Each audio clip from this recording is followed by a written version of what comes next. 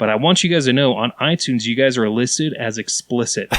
So there's like this little E, and I told Sean last week when I saw him, like, my plan is to make sure that you guys earn that explicit rating. So my goal is to cuss as much as possible. So if you're listening to this and you don't hear it, know it's because you have pansy ears.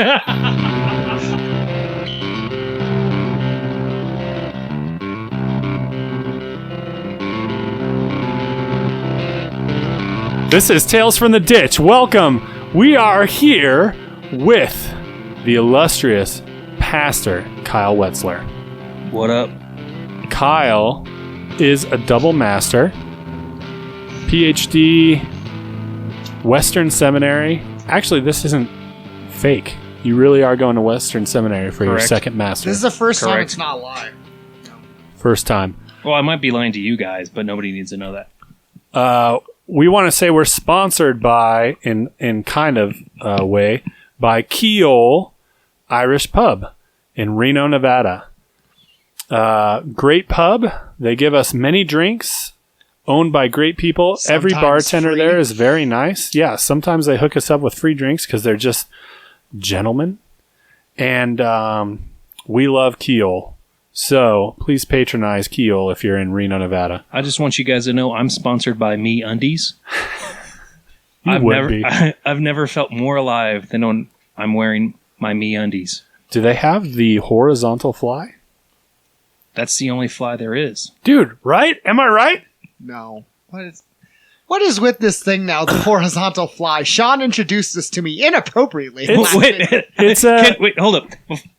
How did he introduce this to you? I want vivid, if need be, graphic details of how this was introduced. So, look. We're obviously downtown in an alley like you do.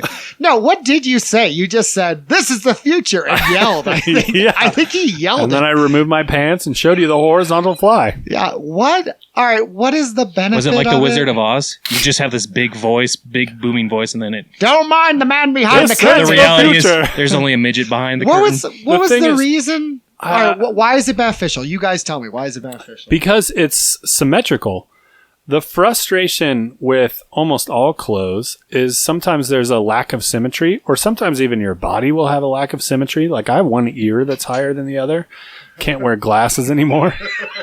Don't laugh at me. It's a real problem. What's it called? High ear syndrome. I don't know. I don't know what it's called. That's the first thing I ever knew about you was your high ear. If I wear glasses, they go like this, and it's super frustrating. Do you know there's actually people who professionally work helping make eyeglasses so where that's not noticeable anymore? You can go see somebody for that? Yeah, I do, but I break my glasses so often because of that. It's just, anyways, contacts have made it easy. But the point is it's symmetrical. Seth, remember, here's a tale from the ditch, actually. I have a tale from the ditch that I just thought of. Seth and I, as teenagers, we went through a phase where we were doing a lot of drugs. And Seth had a little bit of trauma in his life before this fact. And something happened where I think the anxiety that was building up in Seth and the strange drug experiences we had kind of came together and gave Seth OCD. To the point where Seth would spend hours a day trying to align the fly on his boxers with the fly with the zipper on his pants. Can I just ask a question? This is the second time I've been with you guys in less than like 5 minutes. You guys have both expressed conversations you've had with one another talking about your boxers and what your boxers do. And so I'm all in for this podcast, and I'm going to be here a while, but are you guys going to do that again with me here? Are you ready for the deep end, Kyle? No, it's true. And with my jacket. So I had 3 forms of alignment. I had to have it lined up perfectly. Wait, your boxers had a zipper on it? No, the boxers have the fly because they were like old school boxers. And for maybe our listeners, our female listeners that aren't familiar, boxers have this like little hole to make urination simple, I guess. That actually was the most professional way to say that. How it works is the left side overlaps the right side. And so so you have a different amount of fabric on each side, and it just messes things up, and it caused Seth a lot of drama and difficulty. And it took him a while to get over that. And I think until he stopped wearing boxers, then he always had that problem. Also, CD cases, Seth always had to have lined up. It was a weird thing. So the question is, Seth, you stopped wearing boxers is what I just heard. So the question He's making a lot of allegations. Are you wearing tidy whities, or are you, in the words of Tom Petty, freeballing? No. I think here's the biggest solution that helped was I stopped doing cocaine. And I think that was really a turning point to stop doing hardcore drugs. But I still have major... That's what kind of drives me nuts with some of these shows. They make OCD cute. Me, like, because I actually have... I've talked to friends about this who are like psychologists and psychiatrists. I still struggle with it where if I can't get the lock on my front door exactly right, and I've done it too many times, I start getting a knot in my stomach. And I feel like I'm stuck in a loop trying to make it perfect. Where seriously, like my insides are like turning and it's bothering me because I'm even going, why does my mind work like this? What is your deal? You start getting mad at yourself. And TV, they're like, oh, it's so cute. I'm like, it's frustrating to me. Absolutely. It makes me feel nuts and like stupid and just, and I've carried it till now. The dome light on your car? Dude. So like, I resonate with this because I grew up in a household that had a family member that is OCD, that is diagnosed, and then I have the same tendencies. And so like I remember vividly multiple times in my life to where I would, if I did not walk through my regular routine of leaving my house, I would leave my house and be miles away thinking it's not right. And so a perfect example of this is when I lived back east in Cincinnati, I would leave my apartment, go to school, and I'd be up on campus. And granted, I would walk up to school or ride my bike up to school, which was pretty much a pitch hill. Yeah. And I would be up there, and it would take me 20, 30 minutes. And I have class in 5 to 10, but I'm like, I totally didn't lock my apartment. I didn't do it right. I didn't walk through the process. Yep. And so I would have to leave and go, and I'd walk back home, and I'd get home, and I'd test the door, and it's locked. And I would be immediately frustrated with myself that I did not remember that it was I didn't trust myself. Yeah. And so I am so angry I did not grow up in the age of having an app that said my door is locked like I do now, which is so fantastic. I have an app on my phone that says, well, my front door is locked, because anytime I have that feeling, I can just pull up that app. Door is locked. Oh, I need Science has gone too far. Yeah, you need that, Seth. So we would go to a place. I don't know what we were going to do, see a movie, eat dinner or something. And it would be 10, 15 minutes of Seth waiting for his dome light to go off. You know what I mean? And then after the dome light go off, he would check to make sure it's locked. And then the dome light comes back on again, you know? And so it was something that like, and I could tell it was killing Seth. Or we would have sleepovers during this time, like where there's like 4 or 5 guys and we're all sleeping in a room because we're in a band together. And you know, because we're in a band. And everybody's asleep. Was that your excuse?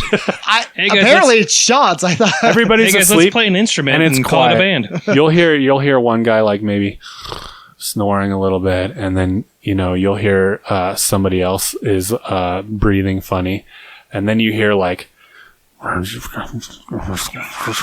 it's Seth making sure his boxers and his pants are lined up, and everyone's like, "Shut up, Seth!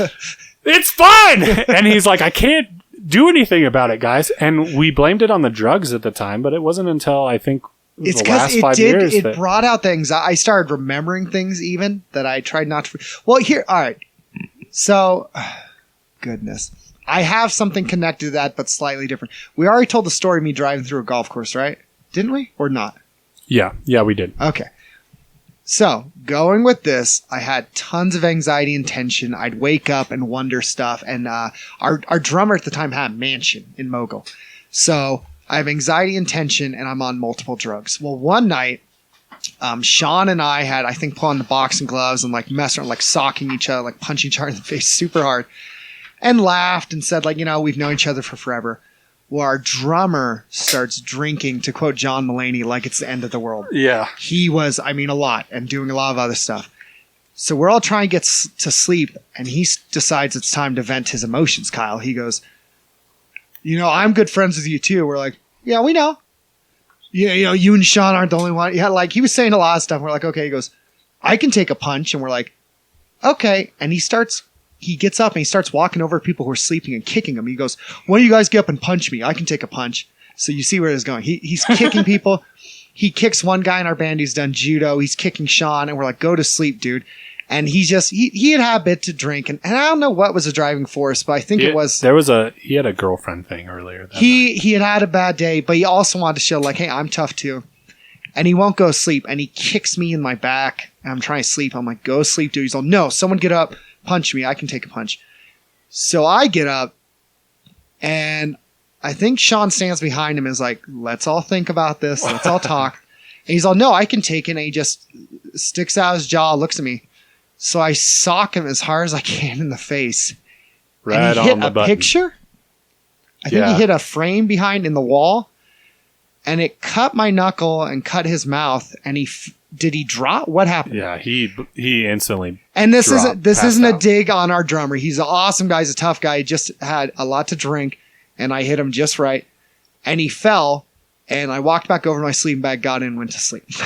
Your point is, it was not a good environment when we were teenagers. It was a terrible environment. Like, I just have a confession to make.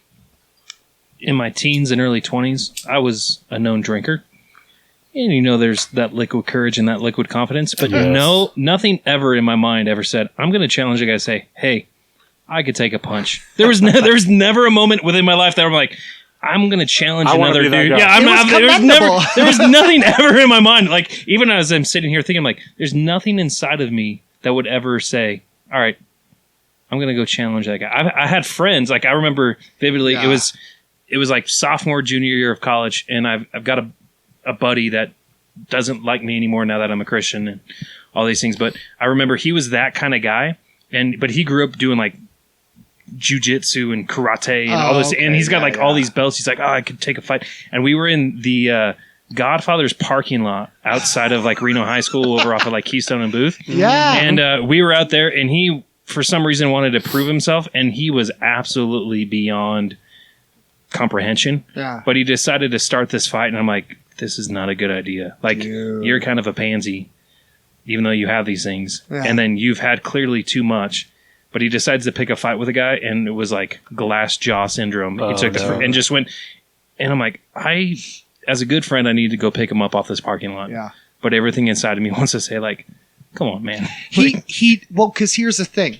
It's one thing if you see the punch coming. He put out his hand, stuck out his jaw, and I was like, dude, this is like, and it was one of the, because I was still growing in confidence then. I was like, if I connect right, I can kind of hit. I was like, I wonder what would happen if I learned how to hit. And that was the beginning of a long love affair with me and punching things. But, so you can thank him for your passion. What? In fact, you know what? You should send him a thank you card. He's a real American hero. If you think you know what? He did that to me too one time. No, when you camping. Oh no. Okay, you tell this because this was a little. That? This got a little. I was a little nervous. You killed him. Wait a second. So you have a friend that drinks too much multiple times and decides to say, "I'm going to prove myself and ask people to hit me in the face." He's super cool. He's such a nice guy. Can we call him up and bring him up? I have never hit anybody in the face, but I kind of have the desire to do it now. No, like not even like elementary or anything. No, No, that is not me. But I have the desire to now. Let's bring him over. Something about we could get him up here. I bet. Something about my personality made people go, I really want to hurt that person. So it gave me lots of opportetimes.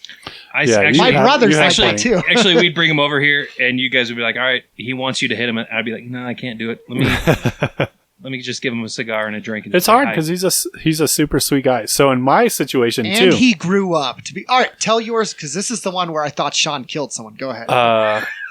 And I can't remember it very well because, again, it was during that phase when we were into drugs and stuff. Was anything in your system? I'm pretty sure. AKA everything that's in your system. Yeah, pretty much all the stuff. And we were camping out at Dog Valley.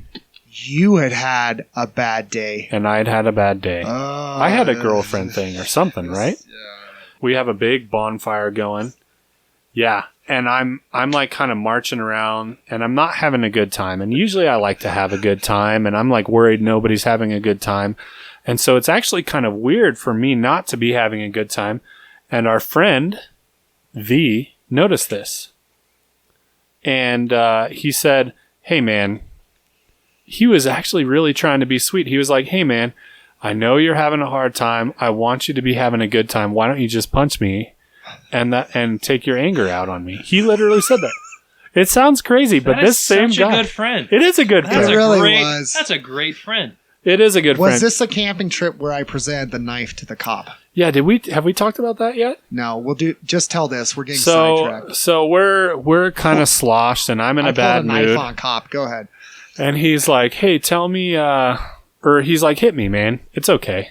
I can take it. And I was like, yeah, I know. But I was like, no, I'm not going to do it. And he's like, no, I'm serious. Hit me.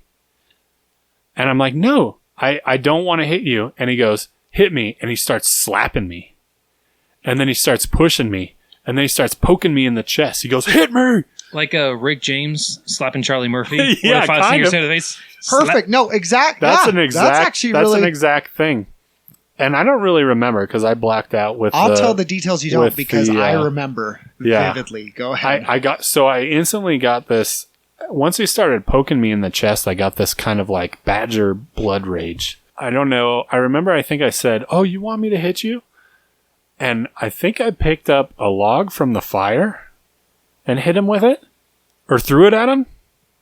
No, Seth, help me to understand. And then I remember you picked him up. Oh, okay. And body slammed him through a chair and then jumped on him and Donkey Kong punched him in the sternum so he couldn't breathe. That's what happened. Yeah, and I remember What did you guys do growing up? Like, and I came. How was that an idea of a good time? I came out of this blackout, and Seth's like standing over our friend V, yeah. And I thought he was doing CPR on him or something, and I was like, "Oh my gosh!" And I was breathe. Like in the distance, like he jumped. Sean jumped with all his weight, landed on him both hand like fists, slammed him in the sternum, and Vince is doing the whole. You know, you got the. Oh crap! I said his name. Dang it! You did this. Whatever. He's got to. You know when you get the wind knocked out of you? That he's doing that. And I'm going. He's going like, yeah. And here's the thing. He wasn't that big of a guy. Sean outweighed him by 60 pounds and slammed him in the sternum after throwing him through a chair. Yeah, okay. So, yeah, I was trying to make sure he's alive because I was like, if we don't have a drummer? Yeah. And so I was glad he was alive. And he did. He recovered and he goes, I'm glad you got that out of your system, man. Did you break your hand that trip? Well, after that, unfortunately, as hard as Vince tried, I didn't take out all of my aggression. And I lost the fight with a tree. And I remember Did you get the tree's name? I punched this tree. No, Phyllis. I didn't even ask its name. Phyllis. Phyllis, wow. I punched this tree and I got what's called a boxer fracture where my pinky and ring finger above the knuckle broke. And I went home and it was all swollen and my mom's like, what'd you do? And I was like, oh, skateboarding accident. And we didn't go for a while to the hospital. And finally my mom was like, we need to go have them look at that. I had broken it and they were like, it's really too late to set it. So we're going to do the best we can, but it's not going to be straight. And it's still all. So help frame this for me. How old were you guys when this happened? What, 16? 16? Yeah. Well, all right, you have your story, Kyle, because we don't do a ton of tales and people actually we're like, here's the name of the podcast. We don't do it. You have your story of your friend who there was that in the parking lot. Is there anything else, and we're not endorsing it, but like, is there anything else where you went, man, here's something that kind of happened that was kind of crazy when I was that age? Because I know you didn't go around socking people, but when you have substances in you, it's way easier to make stupid decisions. Anything, what high school did you go to? Did you go McQueen? Yeah, I went to McQueen. Okay, did anything during that time period where you're like, how old are you, what Kyle? was Sorry. I thinking? 32. Okay. No. Any stories you can think of? And Kyle has what looks like a donkey on his hat. Yeah, it is a donkey on my hat. So with a minor wear riding him. Try and paint a picture for you. He is holding his trophies from several victories of speaking. You know, the reality is, for me, I did a lot of my stupid when I was young, like elementary, middle school. Oh, really? And I got caught one summer doing something little boys do. And my parents were just extremely Jumping jacks? No, what's really Speedballs? Flip-flops?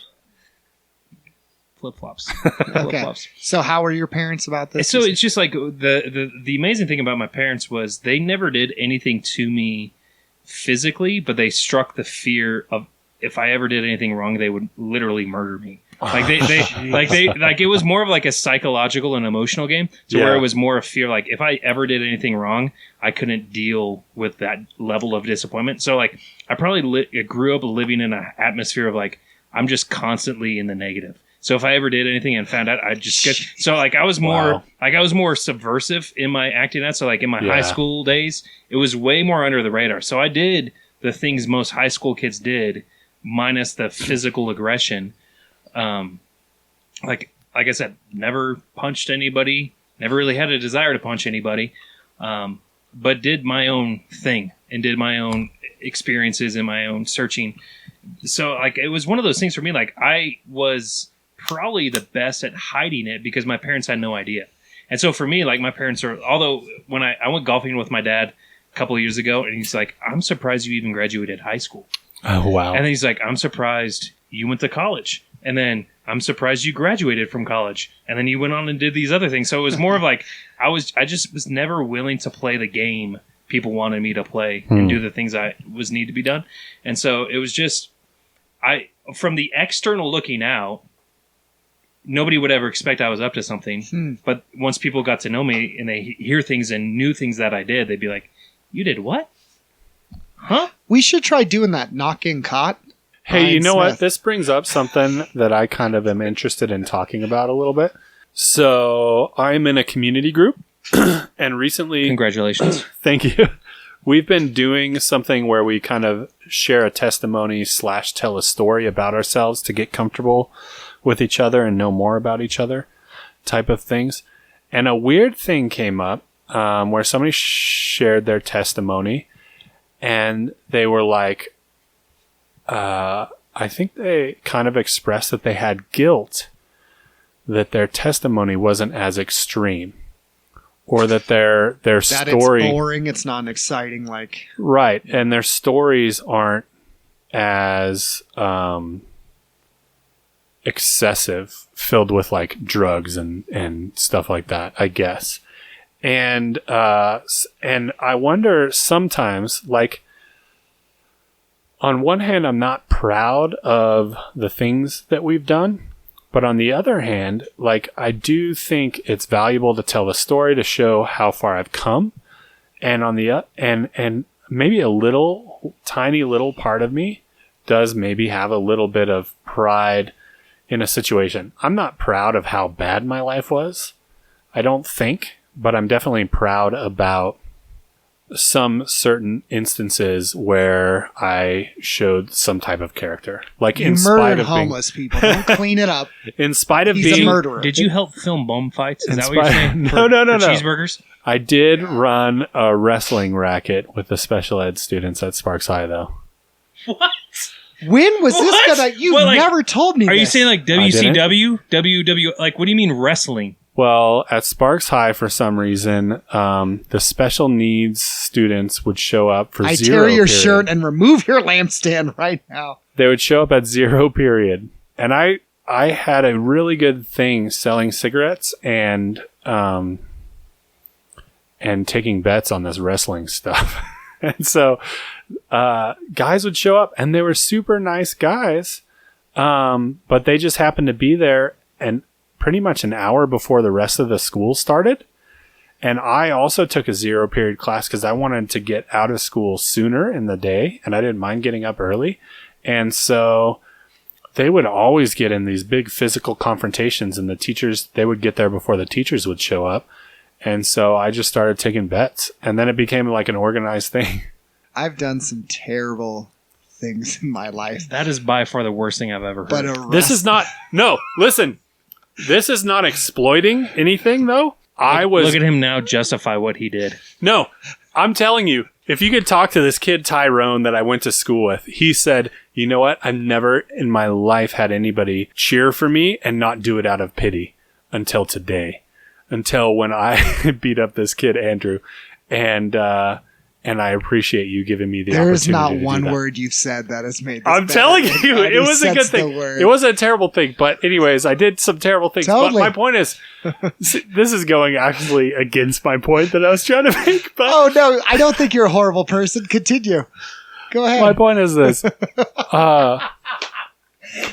I don't I want don't to feel be... as bad as a Hey, person anymore. I'm going to make a request. Let's get Vince. Let's get Tyrone. Oh, man. Let's get him in this area right now and see. We can get in touch with Vince. I don't know how to get in touch with Tyrone. Something went wrong with Tyrone's life. Something about a wrestling ring that Sean was Yeah, running. he was I don't know. exploited by somebody. No. He made money, too. Everybody made money in the How thing. much did you pay a piece of gum? What No, was it, Sean? 80% of the thing. Which was? It just depended. There was an over-under. Over under on thing how is- long the fight would last? No, and over-under on shots received in the face. We So only it counted wasn't face wrestling, it was a fist fight. shots. It was high school, so every fist fight turns into wrestling eventually. was But they just- hit each other. I was just hoping it was going to be like a Just like wrestling, they hit each other in wrestling. WCW off the top rope. Yeah, there was some of that. There was Somebody's some, going to get slammed through there was a fence- table. At Sparks High, there's this fence surrounding this cul-de-sac that's off school property, and that's where everybody goes to smoke, and that's where you'd sell cigarettes, and that's where they would have the thing. And it was basically a giant circle. It was before the octagon got big. It was just a circle, and it was amazing. Anyways, my point is this.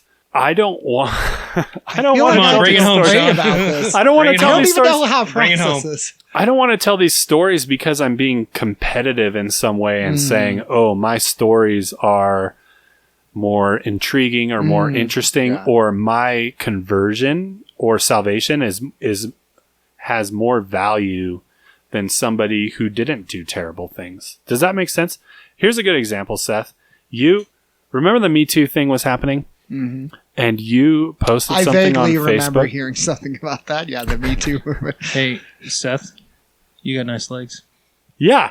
Seth posted something on gosh. Facebook, and it was that. It was our friend's mom Yeah. who said I'm sorry, was that insensitive? she, just in a weird creepy. sexual abusey way, would say, oh, let me see those white legs. She was always weird and wanted to see Seth's legs. And so Seth, ever since then, won't wear shorts. The only time he wears shorts is in the ring or at a swimming pool. And even then, I wanted to cover him. Yeah, I was even like, then, "Don't you kick wear me in my pants in the legs." swimming Oh pool my a lot. So, anyways, you said that. And there was a couple people who commented on it who said, this doesn't have like the abusive caliber that's necessary to be part of the Me Too movement. And I thought, I'm trying to remember because my comment section goes south real quick. So I'm yeah, trying I to always get remember. on there and then You argue. anyways. Sean Moss has replied. Sean Moss liked his comment. Sean Moss has replied to Sean So- Moss. I think where you're going with this, Sean, and sorry for interjecting on this. No, but please. But the reality is, I think when we think about our testimonies and our stories, whether it's we're having special ed kids fight each other like a real depraved person does, a.k.a. Sean Moss, or somebody who does atrocious things to women, atrocious things to whatever, the reality is Paul tells us that God has delivered us from the kingdom of darkness to the kingdom of light. absolutely. And so it doesn't necessarily matter what that level of darkness is. It doesn't matter what the expression of those things are. The reality is whether if you were like the perfect kid growing up, but still disobeyed in some way or was, from a worldly standpoint, a good kid, you still need to be delivered from the dominion of darkness to the Yep. kingdom of light. So, I think about the same things all the time when I think about my story and my history. Because again, from the external, people could look at my life and those types of things and not know of the things I was involved in and think like, oh, well, it's natural that he would be in the line of work he's doing. Or there's other people who knew me in those sections and be like, how could you ever do that? You're a pastor? Yeah, you're not like, in jail? Dude, regularly I will walk up to somebody at church and they're like, what are you doing here? And I say, well, what are you doing here? And I hear their story and they're like, so what are you doing here? I'm like, oh, I'm actually a pastor and I work here. They're like, huh? Yeah. How did that happen? Yeah. But again, the reality is we were transferred from the dominion of darkness to the kingdom of light. Like we were bought with a price with Jesus' blood no matter what the darkness was. Like, there's not this level of darkness. A dead man is a dead man. It's just, yeah. Yeah, the cultural level of depravity is completely null and void when it comes to God's standard for righteousness, I think. And I think maybe people get caught up in that, and they want to appeal to culture and not to God. Well, that's it. That's probably the biggest thing that I struggle with within a church culture is that we want to hear these huge testimonies and these huge stories of people who had these extreme backgrounds, like, you know what, I ran drugs and I was a pimp or I was a prostitute and I did those things. So, like, I don't want to diminish those stories because we see God's hand in the midst of those, but we elevate those to this huge platform and area to where we make church kids feel bad because they don't have that story. Because for me, the reality is I have 2 little girls. I don't want them to be running in those circles. I don't want them to have to experience the things and do the things that I did for them to understand the grace of God. But the reality is we platform those stories at church, and I'm not saying our church, or I'm just saying the church in general. Absolutely. We platform these stories to say, look how gracious God is, and we almost diminish the fact that there's kids who maybe grew up in the church and maybe had a good upbringing and did get good grades and did get the scholarships, but that still doesn't mean they're getting into heaven based on those things. Yes. They still need Christ. Yes, exactly. And so how do we elevate both those stories to show and reveal that Christ is sufficient and needed for both? Yes, absolutely. James, I think, the book of James says, like, if you've broken part of the law, you've broken the entire law. That should terrify everybody. I've used this analogy for something else, but it's like a laser field, you know? If you break any section of that laser, it doesn't matter. The alarm goes off. You could break the whole, every single little mirror section. Are you saying like God's kingdom is like Tom Cruise going down the elevator shaft in Mission Impossible? I was thinking of Catherine Zeta-Jones, but Tom Cruise is probably a better one. When did Catherine Zeta-Jones have to do that? It happened in a movie. I believe it. One time. I can remember it. I think Sean Connery was in it. Ladies and gentlemen, welcome to The Rock. Yeah. What was that movie, Seth? Do you remember? I don't. He was like, there's so much that's I hit my wife. Can I just say, I've listened to all 69 episodes of this podcast, and this is the most quiet I've ever heard Seth. I just, He's think getting you knew reformed. someone. I just, let me ask you this, Sean. Did you have dogs fight or anything else like that? Yeah, he was actually involved with Michael Vick. Dude, can I wait? Can I share a story that is once again about Sean ruining everything, but is a little more lighthearted? Well, it's for me, it's funny. All right, so, yes. What was that area where we cleared out the bowl so we could skateboard? What area is that? Oh yeah, off of 4th Street. It was.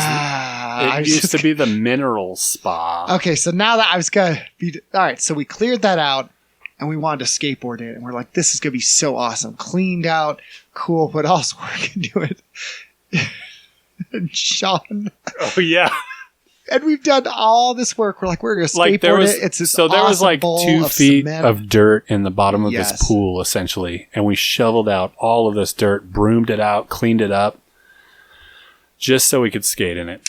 And Sean takes his skateboard, drops in. Oh no, not a skateboard. It had big dirt tires. It was like a mountain board. You're missing the core of the thing, which is that you ruined everything. Okay, sorry. This isn't about your dog fighting. It was a big board. It wasn't just a skateboard. That's my point. I'm gonna report to you later. So Sean drops in, falls off immediately, slams into his elbow, and goes, starts screaming. I look. There's a gap where his elbow should be on his arm. It's just like a flap of skin. You dislocated what? I dislocated my elbow, so my humerus and my tibia fibia separated. Which was super humorous. So here's the thing. It was disgusting. I looked down, and here, I'm not kidding. This of is the first thing I thought. I'm like, oh my gosh, I can't carry him because he's injured. If the cops come, I'm all, it's really gonna hurt my feelings. I have to leave my best friend behind. I was like, I'll just leave him here. But he's yelling, and you're in pain. I was in so much pain. And I'm thinking, I'm like, so does this mean we can't skateboard anymore? And he's screeching. Like, everyone else is kind of like, and I'm looking going, you're in the middle of the bowl. I can't drop in. So you didn't say, I can't carry you because I'm injured. You said, well, I can't carry you because you're fat. Yeah, I did. That's what you said. That's a true friend right there. Yeah. So we get you to the car because someone voted we should actually do something about we were going to take you to the hospital. And I'm driving and you're like, the bumps hurt. I was like, your arm or whatever is dislocated. It's going to hurt. So just deal with it. So I speed up even more and I'm like driving angry, like, thanks for ruining our day, Sean. And we get you to the hospital. Was it urgent care or the ER? It was the ER of St. Mary's. And here's the thing I want to point out. So we get there and it looks gross. There's still, from your family, was a look that this was somehow my fault again for you doing something, even though it wasn't my idea. And all you had to do was give your family that look. And they're like, well, we know who probably told you to do this, glaring over at me. And I'm like, you know what? Yeah, they showed up about an hour after we were sitting there. And they were like, we just got this frantic call. What's going on? Which I was like, thanks for showing up. And they were like, yeah, we heard you're in the ER. What's going on? And then they saw Seth. They go, oh. Can I just say, this is a funny story Can you about say that. I get blamed for everything you do? So I had one friend like this growing up. And this is my tale from the ditch. Yeah, tell it. I was probably in 4th or 5th grade. And it was... Fifth, my favorite amendment. It was like the first time my parents actually ever let me go out and play for the summer without acknowledgement, approval, or them dropping me off, picking me up. It was a friend from the neighborhood. And we actually lived in this neighborhood, and his house backed up to this huge gully. And so we built this huge, wonderful, fort, all these things. But he was a little bit of a delinquent, much like you two. I wasn't. I was a good kid, guys. Come on, obviously. Of course. Obviously. And he decided it was a good idea to build a cherry bomb. And I said, yes, I love explosions because I'm a young boy. Mm-hmm. Right. And so we decided to start building this cherry bomb and doing these things. And we got caught by his uptight, nerdy neighbor that you guys would have not, you guys probably would have beat up on in school. Did you guys beat up on nerds? Yes or no? I don't want to hear an explanation. Yes no, or no. We befriended nerds, actually. We were losers. We were outcasts. You guys probably beat up on a few nerds. We were never cool. Yeah, but the nerds we beat up on were obnoxious. Okay, so this was his neighbor. Okay. He caught us. He told his parents, and we got caught trying to light this thing because it was windy, because we all know Northwest Nevada, of course, gets windy. And so we decided, well, we don't want to get caught with this thing, so we tried to run away. And so we rode our bikes down the hill towards the end of this gully, this ditch, and we tried to hide. And it was only 20 minutes later, and our parents found us. And literally after that moment, I was never allowed out of the house by myself. And grounded for the summer. I was like, this is my first summer of freedom. And that happened the first week. Never again. Next door to me was one of the chiefs of fire. And he came over and gave me this big speech of things went bad. You could have destroyed this entire neighborhood. Yeah. I'm like, whatever. But I'm telling you. That's awesome. That is my tale from the ditch. My parents, all right, here's a serious one. So I actually got told, I got a restriction like that, but it was when I lived in Tahoe. We lived on the same street as J.C. Lee Dugard, who got kidnapped for 18 years. She was actually, my brother knew her. When she got kidnapped, my parents were like, all right, you can no longer ride here with your bike. You have to be here at this time, blah, blah, blah. And for 3 or 4 years, I lost privilege because someone had been kidnapped there.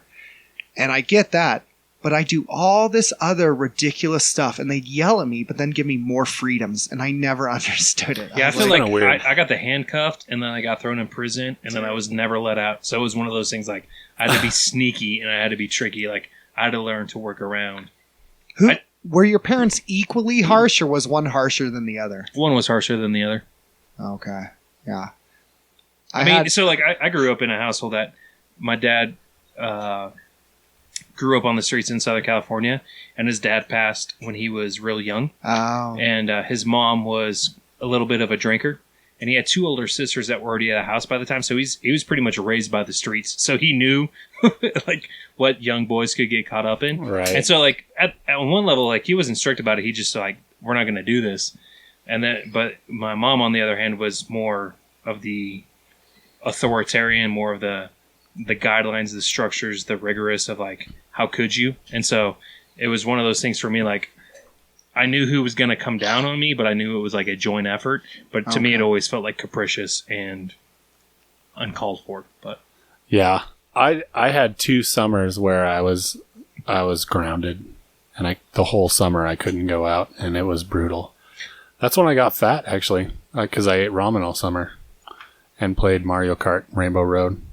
Mastered it with sunglasses on. Well, there's no guardrail, so you have to master it. Exactly. That's the only way. So I was in the ER, and I finally went back. I had to sit for 2 hours in the waiting room before they could see me because there was a car accident just before we got there. Remember, Seth? So it was like super crowded. That's right. I forgot. So we sat there forever, and all the friends waited with me, and my parents showed up eventually because they had to pay. Eventually they took me back, and I think everybody left. And I go back and I lay on this bed, and we had just before we went to skate this place, we had eaten at King Buffet, which is a Chinese, Japanese buffet that also... Japanese is generous. It's primarily It's mostly Chinese food with like a couple pieces of sushi, and it's all you can eat, and it regularly fails health code. I'm pretty sure. Maybe we shouldn't say that on the podcast. I don't know. Well, it's right next to Jones West Ford, so if you can eat all you want, and then you can go next door and get all the opioids you want, it's great. We ate there. This podcast is brought to you by Jones West Ford. Hi, friends. Come on down. That guy has the best hair. I go back, I'm laying on a bed, and the King Buffet starts to come up because I'm in some kind of shock or pain or something. And it just makes me throw up. And I keep looking at my arm, and it's like flopping around like a propeller. It was so gross. It was disgusting. So it was basically like where my elbow should be, there was a gap of flappy skin. So that is the 2 things that make people throw up the most. A, joints out of place. Yeah, B, that's the worst. Somebody else throwing up. So you were... Like, if we're thinking of a trifecta of what make people throw up, it's 2 of the 3. Happened. So right there. And the King Buffet. So yes, the trifecta. Joints out of place, throw up, King Buffet. King Buffet, yeah. Dude. And so... Sponsored by King Buffet. They're still... I feel like the 3 of us need to go there just to... I've been there give them recently. thanks. It's not that bad. So you just have to not do anything after that, and then you'll be fine. Anyways, Kirk Cameron wouldn't have blamed me. My parents have since repented. The doctor comes in, and he goes, okay, we're going to have to set this thing. And that basically means there was 2 doctors, one doctor to hold the upper part of my arm, and this doctor to push the lower part of my arm back into place. I don't even know why he told me this, but he goes, we're going to give you this pill, and it's going to make you forget this ever happened. And I was like, wait a minute. So does that mean I still am going to feel the pain? And he goes, no, you'll forget it ever happened. And I said, I understand I'll forget it, but I'm still going to experience it before I forget it. And he goes, son, you're not understanding me. This pill is going to make it so that you never remember this ever happened. And Clearly it worked, right? I go, doctor, I am understanding you, but before the pill takes effect, before I forget, the first time I go through this... Did you ask him to take a selfie? No, this was before cell phones even existed in the capacity that they do now. And he says, okay, we're clearly not understanding, but we're going to get started. And so he gives me this pill, and I blacked out. And so I don't remember what happened, but my dad said I was flipping out and took a swing at the doctor because I still had to experience the pain. Like this, am I taking crazy pills? Do you guys not understand that? Like in the moment, I still experienced the pain, which still made it dangerous. Even though I don't remember it, it doesn't mean it wasn't traumatic. There's some synapses that somehow, it doesn't matter. So anyways, I wake up and I'm drooling because this drug is super weird. And I'm taking the x-ray and they put this full cast that remember went all the way up to my shoulder and over my neck. And I had to wear that for 6 months. So I was complaining about this. I had to wait 2 hours and I had to argue with the doctor. And it was like my big story that I was telling everybody at the time. And then our friends and pastor at the time, Dan Lemaire and his wife Georgianne, had a son named Dave Lemaire, who's an adorable kid. Shout out to Dave Lemaire. I like that guy. They said, yeah, we just went on this trip to England. And Dave did the exact same thing. He was climbing on monkey bars, and then he fell and dislocated his elbow. And it was the exact same thing like you're saying. And I was like, oh my gosh, that's terrible. How was the ER? Because that was the worst part for me. They're like, we had to wait 8 hours before he could see a doctor. And Dave Lemaire was like 8 years old at the time. So you're saying shout out to Obamacare? Yeah, exactly. Shout out to socialized medicine, which didn't work for Dave Lemaire. However, here's the thing. That kid was able to take 8 hours of pain, didn't throw up. I, as a more grown individual, could barely handle 2 hours of pain. So it just gave me an appreciation for other people's perspective at that time, which I think was what this whole thing was about, right? Well, appreciating other people's perspective. I think this all comes back to our main sponsor of tonight, King's Buffet. That's right. King's Buffet. If you want 27 crab rangoon, King's Buffet is the place for you. I used to go there a lot in high school with one of my teachers and one of the mentors that I look back to who's had a major impact on my life. We would go there. He loved that place and other friends, but I haven't been there since like high school. And I always joke around with my wife when we drive by. I'm like, hey, we should go there. And she looks at me. She's like, you must be out of your mind. And so I feel like I need to go back to King's Buffet after this evening. And so I'm looking for friends and people to go to King's Buffet with me now. So, dude, we'll go.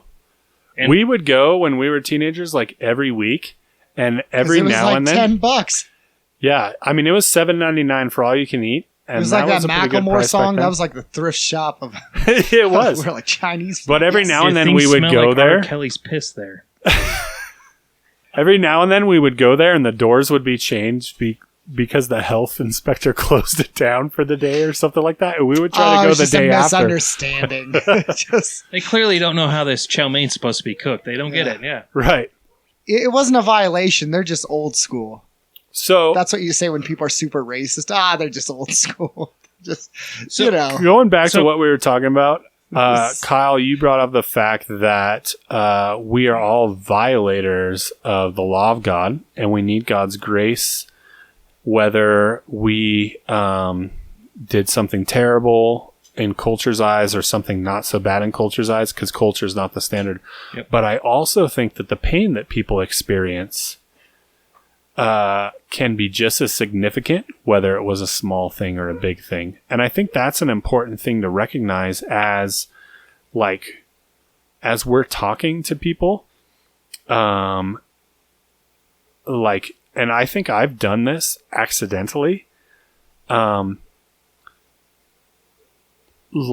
Just because Seth had somebody commented on Seth's legs, but Seth didn't get raped or something like that, doesn't mean that Seth didn't experience pain that totally screwed him up. You know what I mean? Yep. And maybe there's like a differing level of pain, I'm sure, and a differing level of trauma, but it doesn't mean the pain didn't exist and it's not something worth considering when you consider like somebody's emotional or relational problems. You know what I mean? Well, you can never diminish somebody's pain. Right. The reality is, whether it's a comment on your legs or a dislocated elbow or food poisoning from King's Buffet, you can never diminish the pain that somebody experiences. So it's a matter of how do you actually come alongside that person and help them not necessarily understand it and accept it, because some things happen to us and some things we experience we can never accept. But the reality is we need to acknowledge that that's what's happened. And there's the reality where we need to step in to see, okay, we're in the midst of all of this. Can we see God at work? Not necessarily in that act of itself, but what he's leading us to and through in the midst of it. And so you can never diminish the pain and you can never diminish the experience, because, I mean, that's, if you think about it, like I was talking about it earlier with a friend of mine. So most of us are in this room are the same age. And so we were raised by the parents that grew up from parents who came out of World War II, that whole era of where you just don't acknowledge things. And so they were taught to stuff. And so most of our parents are ill-equipped to address issues that we've experienced and faced. And so they're ill-equipped to acknowledge, hey, that really sucked. That really hurt. That shouldn't have happened. And so it's this almost like sweeping underneath the rug. Yeah. And so we can ignoring it. Or ignore it. Yeah. I mean, my family is like the chief of ignoring. Like if you want to see a crown of ignoring, come to my house. Yeah. Growing up, like there's a lot of trophies of ignoring things in the household. And so it's a matter of how do we actually acknowledge things happened and not moralize them in a sense of good or bad, although most of them are bad, and say, hey, this is what happened. Here's what God can do to bring healing, bring forgiveness, bring hope in the midst of it. Because the reality is, we, even as parents with little kids, there are things that we're going to say, there are things that we're going to do, there are things that are out of our control that they will experience. But how do we teach them to cope and respond in a gospel-centered way for them to know that Christ is still greater than those things? And so in my family, like I was the first Christian in my family. And so when we had trauma or we had issues, there was no way to cope and there was no way to respond. It was just either we're going to fight or we're just going to ignore. Clearly, those two options aren't the best response. Right. And so it's a matter of how do we actually come to the table and have a conversation of, I'm sorry, forgive me. Yeah. How do we come to the table of saying, I don't know what you're going through, but I'm sorry. You know, I think those are the two greatest words that I've ever been told is I'm sorry. And that diffuses a lot of things. And so how do we build a culture that actually can acknowledge faults and failures? How do we come to a culture that says, yes, that happened, but that's not what defines you? Because all of us have probably experienced things that we hold on to this day that we allow to be a bigger narrative in our story and play a big part of how we perceive the world and how we relate with one another, that is just minuscule compared to the gospel. Yeah. You know, so like how do we begin to teach our kids? How do we teach people in our groups? How do we teach people in our churches to say like, this happened and I'm sorry. And I would wish that upon nobody. Yeah. And we're sorry because that's taken people out of the alignment of who God has created them to be. Yes. And God has created us not to be sinners. Like God has created us as in his image, people who are relational and love one another naturally and all of these things. And unfortunately, sin corrupts all that to the point where, and it can be a sin that culture deems huge or a sin that culture deems small. But either way, it's taken us out of that sync with how we're supposed to be. Or just like I had a conversation with a good friend of mine that I've known for 10 plus years, and she recently just lost her mom, and she's been talking with her dad and talking with her sibling, and she's like, I feel like I'm grieving wrong. What should I do? I'm all, do you realize that death itself was not God's design and plan for us? So like to say like how you should grieve, there's not a handbook of saying step one is like, obviously in psychology and science, they've developed these steps and these processes. But the reality is that we first need to acknowledge is that God never intended us to experience death and separation like that. So the way that you're experiencing and responding to it, you know, there's things that we can look upon in scripture that would tell us and teach us of how to deal with it. But first and foremost, let's acknowledge that we should never have to deal with death in the first place. Yeah, it's not okay. It's not what God designed in the original, in his original creation. We should not have to figure out what it means to face death. Yeah. Or accept death. I feel like that's the biggest advice you get when you experience death, or when you experience somebody close to you's death. You say, you know, this is part of life, and you have to grieve and accept it and move on. And no, like as Christians, we don't accept death. Death is inexcusable. And I think that's a good point. Seth, I think I cut you off earlier, and I think it's time for you to live up to the review that we had recently that said you are the most irritating part of this podcast. Yeah, I'm sorry for leaving that, Seth. The one Troy saw? The one Troy. So one more story, and I want you to ask Kyle the question we ask everyone, the mother of all questions. So last story, and then this is the end of episode 1. Jerry Falwell has given us the award for diversity and tolerance. Means a lot coming from him. Means a lot coming from him. Oh yeah, send an email to talesfromtheditch@gmail.com. Yeah. Or Sean will respond. Subscribe to our podcast at talesfromtheditch.download. Peace out. Zip it up. Peace. Zip it out. Do you want to say something, Kyle? I love you.